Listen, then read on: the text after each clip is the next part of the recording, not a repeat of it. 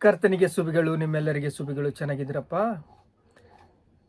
1ನೇ ಪೇತೂರನ ಭದ್ರ ಪತ್ರಿಕೆ 2ನೇ ಅಧ್ಯಾಯ 1ನೇ ವಚನ.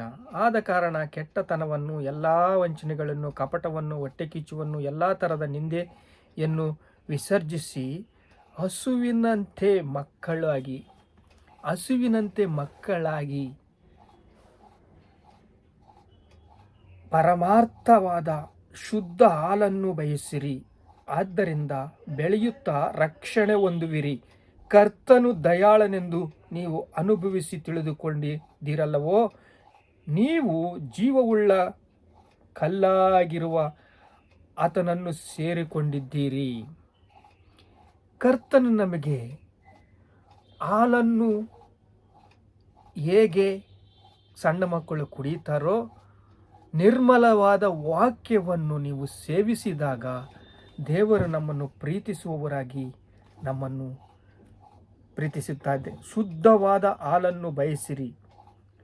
ಆದದರಿಂದ ಬೆಳೆಯುತ್ತಾ ರಕ್ಷಣೆ ಹೊಂದುವಿರಿ.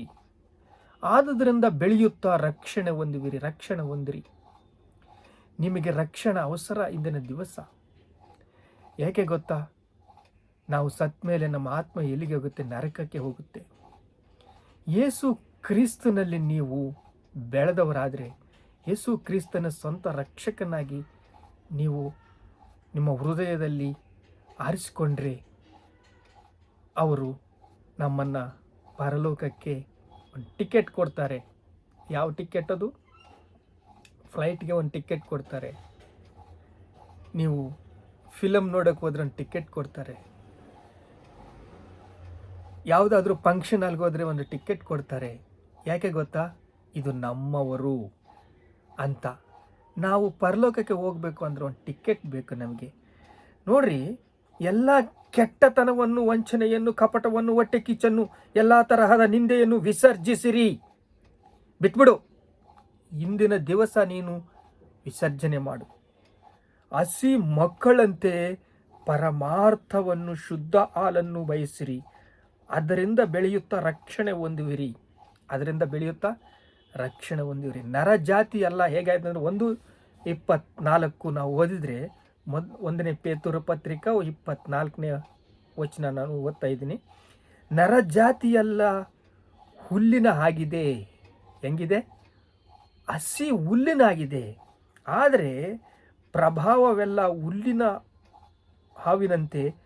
ಹುಲ್ಲು ಒಣಗುವುದು, ಹಾವು ಉದುರಿ ಹೋಗುವುದು. ಹುಲ್ಲು ಒಣಗುತ್ತೆ, ಹೂವು ಉದುರಿ ಹೋಗುತ್ತೆ.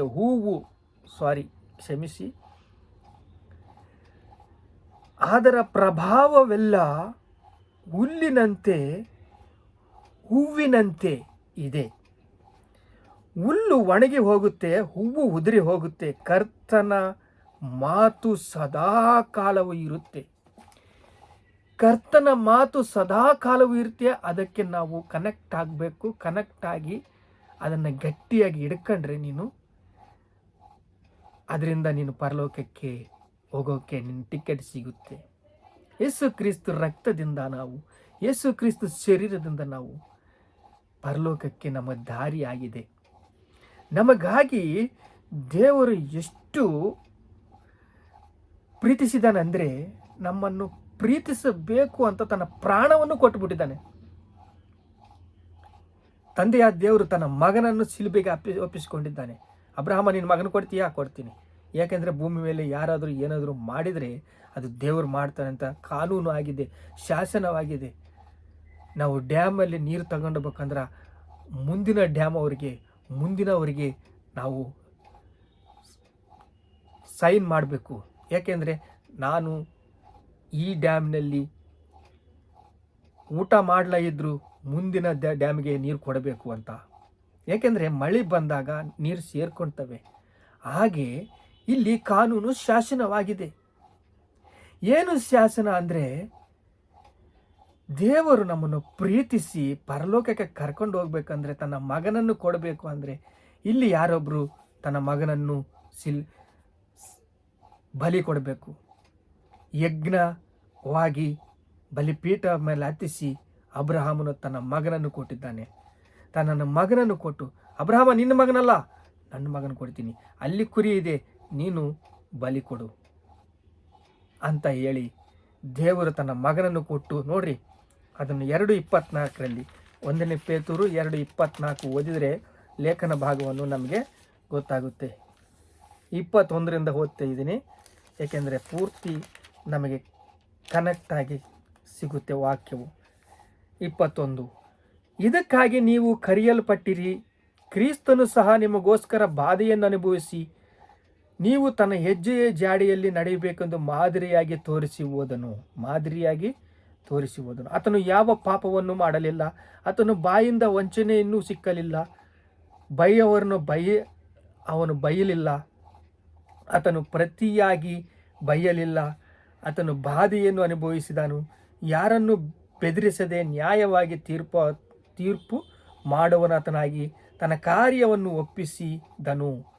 ನಾವು ಪಾಪದ ಪಾಲಿಗೆ ಸತ್ತು ನೀತಿವಂತರಾಗಿ ಜೀವಿಸುವಂತೆ ಆತನು ನಮ್ಮ ಪಾಪಗಳನ್ನು ತಾನೇ ತನ್ನ ದೇಹದಲ್ಲಿ ಹೊತ್ತುಕೊಂಡು ಮರಣದ ಕಂಬವನ್ನು ಏರಿ ಆತನ ಬಾಸುಂಡೆಗಳಿಂದ ನಿಮಗೆ ಗುಣವಾಯಿತು. ನೀವು ಕುರಿಗಳಂತೆ ದಾರಿ ತಪ್ಪಿ ಹೋದರೂ ತೋಳಗಳಂತೆ ತಪ್ಪಿದವರಾಗಿದ್ದರು. ತಿರುಗಿ ನಿಮ್ಮ ಆತ್ಮಗಳನ್ನು ಕಾಯುವ ಕುರುಬನ ಅಧ್ಯಕ್ಷದಲ್ಲಿ ನೀವು ಸೇರಿಕೊಂಡಿದ್ದೀರಾ. ನಾನು ಪರಲೋಕ ಅಂತ ಹೇಳಿದ್ದೀನಲ್ಲ, ಈಗ ಈಗ ಈಗ ನಮಗೋಸ್ಕರ ಸತ್ತೋಗ್ಬಿಟ್ಟಿದ್ದಾನೆ, ನಮಗೋಸ್ಕರ ಪ್ರಾಣ ಕೊಟ್ಟಿದ್ದಾನೆ, ನಮಗೋಸ್ಕರ ಜೀವವಾಗಿ ತನ್ನ ರಕ್ತವನ್ನು ಸುರಿಸಿದ್ದಾನೆ ಯೇಸು ಕ್ರಿಸ್ತನು. ಈಗ ನಾವು ಈ 1 ಪೇತೂರು 2ನೇ ಅಧ್ಯಾಯ 8ನೇ ವಚನ ಓದ್ಕೊಂಡ್ರ ನಮ್ಮ ಪರಲೋಕ ಭಾಗ್ಯವು ಹೇಗಿದೆ, ದೇವರು ಮಾಡಿದ ತ್ಯಾಗವೇನು, ದೇವರು ನಮ್ಮನ್ನು ಪ್ರೀತಿಸಿ ಹೆಂಗ ಕರ್ಕೊಂಡೋಗಿದ್ದಾರೆ ಅಂತಂದು ನಾವು ಓದ್ಬೋದು. 2ನೇ ಅಧ್ಯಾಯ 8ನೇ ವಚನ, ದೇವರ ವಾಕ್ಯವನ್ನು ನಂಬುವಲ್ಲದವನು ಇರುವುದರಿಂದ ಆ ಕಲ್ಲನ್ನು ಎಡವಿ ಬೀಳುತ್ತಾರೆ. ಅದಕ್ಕಾಗಿ ಅವರ ನೇಮಕವಾಗಿ ನಿಮ್ಮನ್ನು ಕತ್ತಲೆಯೊಳಗಿಂದ ಕರೆದು ತನ್ನ ಆಶ್ಚರ್ಯ ಬೆಳಕಿನಲ್ಲಿ ಸೇರಿಸಿದ ಆತನ ಗುಣಾತಿಶಯವನ್ನು ಪ್ರಚುರ ಮಾಡುವುದಕ್ಕೆ ದೇವರಾದ ಕೊಂಡ ಜನಾಂಗವು, ರಾಜರ ವಂಶವತ್ತು, ಯಾಜಕರ ಮೀಸಲಾದ ಜನವು, ದೇವರ ಸ್ವಕೀಯ ಪ್ರಜೆಯಾಗಿದ್ದೀರಿ. ಮೊದಲು ನೀವು ಪ್ರಜೆಯಾಗಿರಲಿಲ್ಲ, ಈಗ ದೇವರು ಪ್ರಜೆಯಾಗಿದ್ದೀರಿ. ಮೊದಲು ನೀವು ವಾತ್ಸಲ್ಯ ಹೊಂದಲಿಲ್ಲ, ಈಗ ವಾತ್ಸಲ್ಯ ಹೊಂದುವರಾಗಿದ್ದೀರಿ. ನೋಡಿ ನಮ್ಮನ್ನು ಎಷ್ಟು ಪ್ರೀತಿಸಿದಾನೆ ಯೇಸು ಕ್ರಿಸ್ತು. ಇಲ್ಲಿ ಲೇಖನಗಳು ನಮಗೆ ಸ್ಪಷ್ಟವಾಗಿ ಹೇಳ್ತಾ ಇದ್ದಾವೆ. ಅದನ್ನು ಸಣ್ಣವಾಗಿ ಓದಿದರೆ ನಿಮಗೆ ಅರ್ಥವಾಗಿಬಿಡುತ್ತೆ.